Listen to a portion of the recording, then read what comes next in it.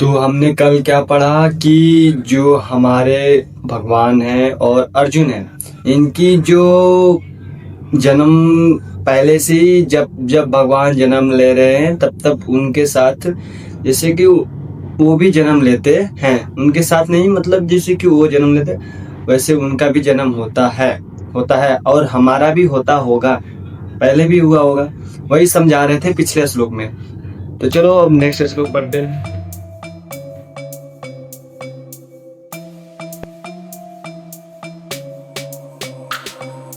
राधे राधे जपा करो, जल्दी जल्दी पढ़ा करो। तो क्या पढ़ेंगे हम? डेली नया श्लोक दिल में दिमाग में लगाएंगे।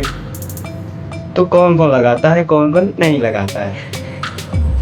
थोड़ा सा ऐसे गीत गा लिया, गाने क्या जब आप भी पढ़ने लगोगे ना तो धीरे धीरे वैसे ही मन करने लगेगा। वैसे तो मेरा भी मन करता रहता है, गाना तो गाता रहता हूँ।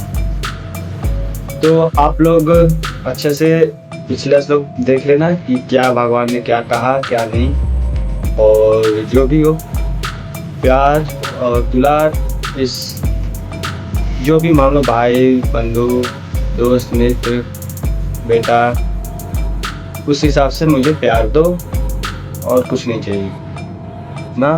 प्यार, यही प्यार तो जिंदगी भर काम आएगी, वरना कुछ नहीं आएगी। तो चलो नेक्स्ट श्लोक के साथ हम आगे बढ़ते हैं, ठीक है?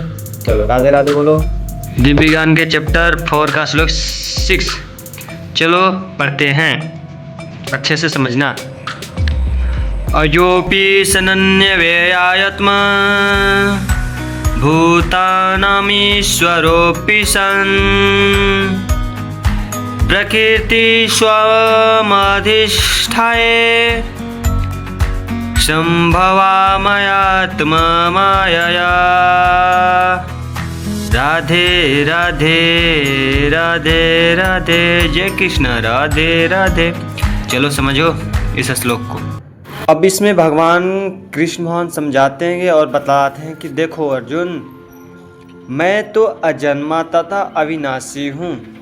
ये सब तो आपको भी पता है, भगवान अजन्मा है, अविनाशी है, ना कभी जन्म वो तो ना कभी मरेंगे ना कभी जन्म लेते हैं। जन्म तो उनका तो हमारे में सारे जीवों में वो तो उनका ही अंश है।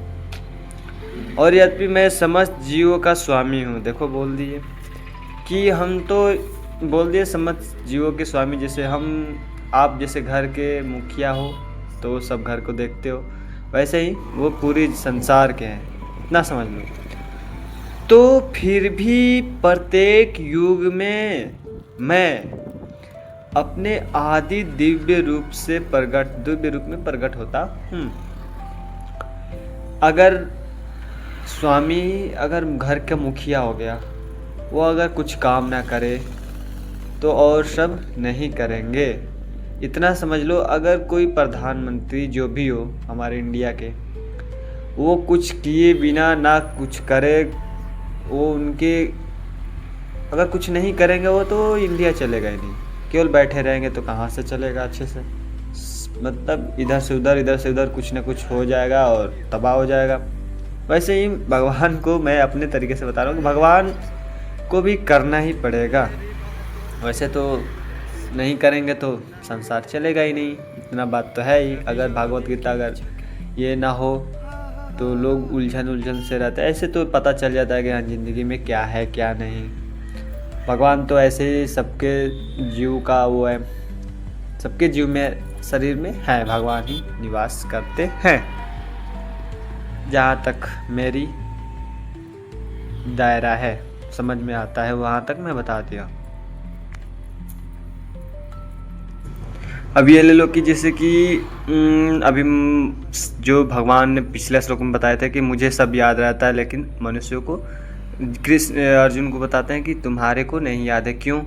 अब इसमें बताते हैं कि किसी भी मनुष्य के ले लो कि एक दिन पहले, आज है एक दिन इससे पहले जो बीता कल है, उसको पूछो कि इसी टाइम पर तुम क्या कर रहे हो। आम इंसान तो ऐसे बता नहीं सकता कि मैं इस टाइम पर क्या कर रहा था, ठीक है? और उसको अगर बताएगा भी तो अच्छे से अपने दिमाग को घुमा फिरा कर बहुत जोर लगा के फिर बतला सकता है। वो भी बतलाएगा नहीं बतलाएगा क्या ही है। जैसे आप ये भी देख लेना कि कृष्ण भगवान जब भी जन्म लिए हैं तब फिर भी उनका जो शरीर है कभी वृद्धा नहीं हुआ है। जब हमारे महाभारत हो रहा था, कृष्ण लीला हो रहा था, तो उस टाइम भगवान का उम्र बहुत हो गया होगा क्योंकि उनके पुत्र होते थे, मतलब जैसे कि 60 70 80 साल के हो गए होंगे। लेकिन वो भी देखना कि वो कैसे लगते हैं, लगते होंगे कि 20-25 बरस का जो है युवक जैसे लगते थे, है कि नहीं? क्योंकि वो उनका जो शरीर है ना तो कभी वृद्धा होगा ना कभी बूढ़े होंगे। वो तो वैसे ही अब उनकी मृत्यु आ जाएगी तो वो तो अपने जैसे कि शरीर को अपने होता है ना कि वश में कर रखना, वैसे ही भगवान ने अपने वश में करते हैं। वो शरीर हो या आत्मा वो उनका ही है। आश्चर्य की यह भी बात है कि वो आपको सबको प्रतीत होगा कि उनका बाल्यपन कुमारावस्था तथा कुमारावस्था से तरुण अवस्था में प्राप्त करते हैं। लेकिन ये आश्चर्य की है कि वो समझ में नहीं आएगा कि युवा से वृद्धा कब वृद्धा से जैसे कि होता है ना, वो जैसे कि तस दिखते रहते हैं कि उनमें कोई विकास वृद्धि हो या हुआ ही नहीं। बचपन से थोड़ा सा पता चलता है, उसके बाद तो पता ही नहीं चलता कि वृद्धा कब हुए कब नहीं। अतः भगवान निरंतर वही परम सत्य रूप हैं और उनके स्वरूप तथा आत्मा में या उनके गुण तथा शरीर में कोई अंतर नहीं होता। अब यह प्रश्न किया जा सकता है कि इस संसार में भगवान क्यों आविर्भूत और तरोभूत होते रहते हैं। ये अगले श्लोकों में व्याख्या करे जाएगी। और क्या तो हम अगले श्लोकों में समझेंगे कि भगवान क्या बोलते हैं, क्या बतलाते हैं कि आखिर वो क्यों ऐसा होते हैं, क्यों नहीं। तो समझने के लिए बने रहो मेरे साथ, और नहीं समझना है तो चले जाओ छोड़ के। हाँ, पपीता सेव लेना है तो बोलो, और ये बेचना है तो बोलो, बेचना है तो बोलो, और नहीं तो राधे राधे बोलो। दोनों में से एक कर लो। ओके, चलो राधे राधे जपा करो, हम कृष्ण नाम रस पिया करें। चलो, जय श्री राम।